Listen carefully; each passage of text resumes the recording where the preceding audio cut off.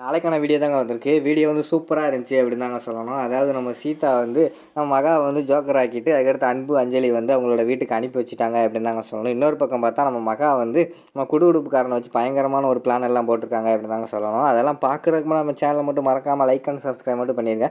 First எடுத்தவொடனே நீங்கள் தைரியமான ஆளாக இருந்தால் நீங்களே அழுத்திட்டு சாவுங்க அப்படிங்கிற மாதிரி வந்து சீதா சொல்கிறாங்க. உடனே அர்ச்சனா வந்து சொல்கிறாங்க, என்ன சீதா மகாவை அப்பனா சாக சொல்கிறியா அப்படிங்கிற மாதிரி சொல்கிறாங்க. உடனே ஃபஸ்ட்டு உங்களை தான் கொல்லணும், தப்பி தவறி அவங்க சாக போகிறாங்க அப்படிங்கிற மாதிரி சொன்னோடனே நம்ம மகாவுக்கு வந்து பயங்கரமான ஷாக் ஆகிடுச்சு. என்ன நம்ம இப்போ நம்மளை இப்படி சொல்லிட்டாலே அப்படிங்கிற மாதிரி அவங்க அங்கிட்ட யோசிச்சுக்கிட்டு இருக்கிற மாதிரி காட்டிக்கிட்டு இருக்காங்க. உடனே சேது வந்து கேட்குறாங்க, ஏமா சீதா என்னம்மா பேசுகிற, தெரிஞ்சு தான் பேசிக்கிட்டு இருக்கியா அப்படிங்கிற மாதிரி சொல்கிறாங்க. மாமா சும்மா இருங்க மாமா, அவங்கெல்லாம் சாக மாட்டாங்க, சும்மா வாயால் வந்து சாகிறேன்னு சும்மா சொல்லிக்கிட்டு இருப்பாங்க, ஆனால் அதெல்லாம் சும்மா அப்படிங்கிற மாதிரி சொல்லிகிட்டு இருக்காங்க. உடனே ராம் வந்து சொல்கிறாரு, சீதா உயிரோட வந்து விளையாடாத, இதெல்லாம் தப்பு அப்படிங்கிற மாதிரி சொல்லிக்கிட்டு இருக்காங்க. பாஸ் நீங்கள் சும்மா இருங்க பாஸ், எனக்கு எல்லாம் தெரியும் அப்படிங்கிற மாதிரி வந்து சீதா சொல்லிடுறாங்க. அதுக்கடுத்து வந்து செகப்பி வந்து சொல்கிறாங்க, அம்மாடி சீதா என்ன இருந்தாலும் ஒரு உயிர் வந்து நம்மளால் போகக்கூடாது, அதெல்லாம் விட்டுரு அப்படிங்கிற மாதிரி சொல்கிறாங்க. பெரியம்மா அவங்களுக்கு ஒன்றும் தெரியாது பெரியம்மா, இப்போ பாருங்களேன் இந்த துப்பாக்கி அழுத்துறேன் பாருங்களேன், போய் வேமா டக்குன்னு துப்பாக்கியோட அழுத்திடுறாங்க, அந்த கைப்பிடியில் இருக்கிறத அழுத்திடுறாங்க. அழுத்த உடனே பார்த்தா துப்பாக்கி வந்து வெடிக்கவே இல்லை. அவன் மகா வந்து அரண்டுறாங்க பயங்கரமாக, ஃபேமிலியில் எல்லாருமே அரண்டுறாங்க. ஆனால் துப்பாக்கி வந்து வெடிக்கவே இல்லை. துப்பாக்கி எடுத்துகிட்டு பார்த்தீங்களா துப்பாக்கியில் வந்து குண்டே இல்லை, ஆனால் சும்மா வந்து நான் செத்துருவேன் எல்லாரும் முன்னாடி ஃபிலிம் காட்டிக்கிட்டு இருக்காங்க. இவங்களுக்கு என்ன பிரச்சனைனா அஞ்சலி வந்து இந்த வீட்டை விட்டு அனுப்பக்கூடாது, அதனால தான் இவங்க நாடகம் ஆடிக்கிட்டு இருக்காங்க அப்படிங்கிற மாதிரி வந்து நம்ம சீதா எல்லாரும் முன்னாடி உண்மையை வந்து போட்டு உடச்சிடுறாங்க.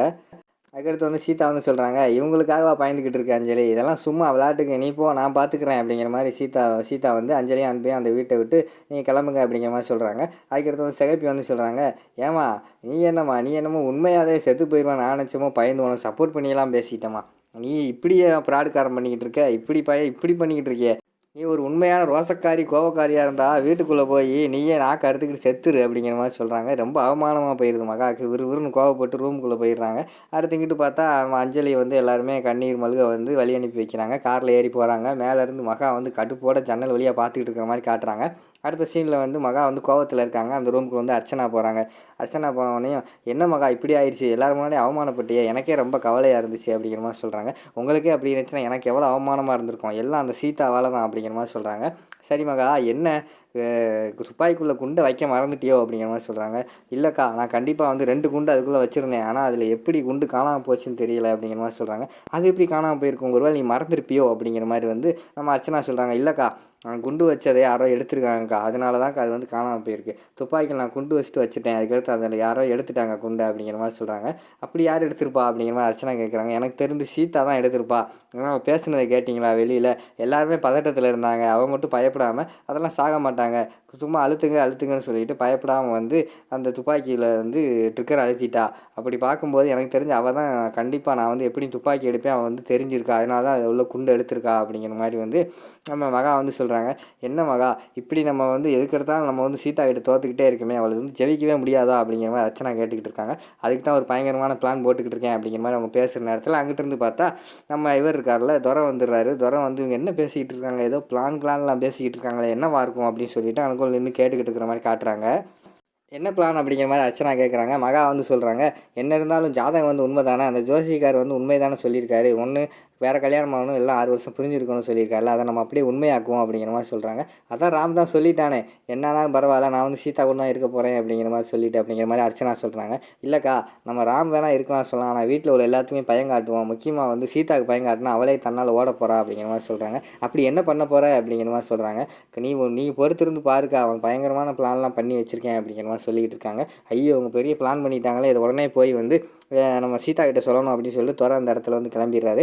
அங்கே ரூமில் பார்த்தா நம்ம ஆஃபீஸ்க்கு வந்து வேகமாக கிளம்பிக்கிட்டு இருக்காரு நம்ம ராம் வந்து சீதா நான் வந்து ஆஃபீஸ்க்கு வேகமாக கிளம்புறேன், எனக்கு ஒரு அர்ஜென்ட்டான வேலை இருக்குது அப்படிங்கிற மாதிரி அவங்க பேசிக்கிட்டு இருக்காங்க.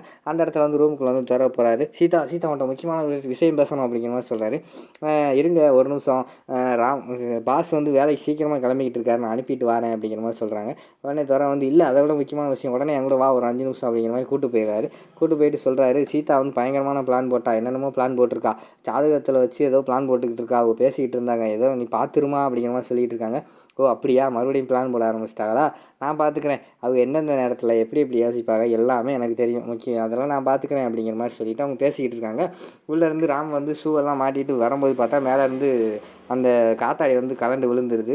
உடனே என்ன உள்ள சத்தம் அப்படின்னு சொல்லிட்டு நம்ம துரையும் சீதாவும் உள்ளே ஓடி போகிறாங்க. ஓடி போய் பார்த்தா காத்தாடி வந்து கலண்டு கீழே விழுந்து கிடக்கு. என்ன பாஸ் என்னாச்சு அப்படிங்கிற மாதிரி கேட்குறாங்க. ஜஸ்ட்டு மிஸ்ஸு சீதா, இப்போ இவ்வளோ நேரம் இங்கே தான் உட்காந்துருந்தேன், இப்போ தான் எந்திரிச்சு வந்தேன், இந்த காத்தாடி வந்து கலண்டு விழுந்துருச்சு அப்படிங்கிற மாதிரி சொல்கிறாங்க. என்ன பாஸ் ஒருவேளை இந்த இது ஜாதகனாலேயோ அப்படிங்கிற மாதிரி வந்து சீதா மனசுக்குள்ளே யோசிச்சுட்டு இருக்காங்க. சரி விடு, எலக்ட்ரிஷியனை கூப்பிட்டு இது என்ன ஏதுன்னு வந்து பார்க்க சொல்லு அப்படிங்கிற மாதிரி சொல்லிக்கிட்டு இருக்காங்க. அடுத்து பார்த்தா நைட்டு சீதா எல்லாருமே தூங்கிட்டு இருக்காங்க ரூமுக்குள்ளே. அதுக்குள்ளே பார்த்தா குடுகுடுப்புக்காரன் வந்து சக்கமாக வந்திருக்கா அப்படிங்கிற மாதிரி சொல்லிக்கிட்டே இருக்கான். அந்த சத்தம் கேட்டு ஃபஸ்ட்டு மகா வந்துடுறாங்க, பின்னாடியே வந்து சீதா வந்துடுறாங்க. சீதா வந்தோடனே மாடியில் பார்க்காங்க, மகா நின்றுட்டு இருக்காங்க. எப்படி குடுகுடுப்புக்காரன் வர்றதுக்கு முன்னாடியே வந்து மகா வந்து நிற்காங்க, நம்ம வர்றதுக்குள்ளே வந்துட்டாங்களே எப்படி இருக்கும், ஒரு வேளை மகாவோட வேலையாக தான் இருக்கும் எனக்கு அந்த குடுகுடுப்புக்காரன், அவங்க தான் வர சொல்லியிருக்காங்க அப்படிங்கிற மாதிரி வந்து நம்ம சீதா யோசிச்சுட்டு இருக்காங்க. விறுவிறுன்னு உள்ளே போய் ராம கூப்பிட்டு வந்துடுறாங்க. பாஸ் வேமா வாங்க பாஸ்ன்னு கூப்பிட்டு வராங்க. என்னன்னு சொல்லி பார்த்தா அந்த குடுகுடுப்புக்காரன் வர்றதுக்கு முன்னாடியே வந்து அவங்க சித்தி இருக்காங்க பாஸ், எனக்கு என்னமோ அவங்க தான் கூப்பிட்ருப்பாங்கன்னு டவுட்டாக இருக்குது அப்படிங்கிற மாதிரி சொல்கிறாங்க. உடனே ராம் வந்து சொல்கிறாரு, அவன் என்ன சொல்கிறான்னு கேட்போம் அப்படிங்கிற மாதிரி சொல்கிறாங்க. சரி என்ன சொல்கிறான்னு பார்த்தா இந்த வீட்டுக்கு வந்து பயங்கரமான ஆபத்து வந்திருக்கு அப்படிங்கிற மாதிரி சொல்லிக்கிட்டு இருக்கான். எல்லோரும் ஷாக் ஆகிக்கிட்டு இருக்காங்க. அதோட பார்த்தீங்கன்னா இந்த எபிசோட் வந்து முடிச்சிடுறாங்க.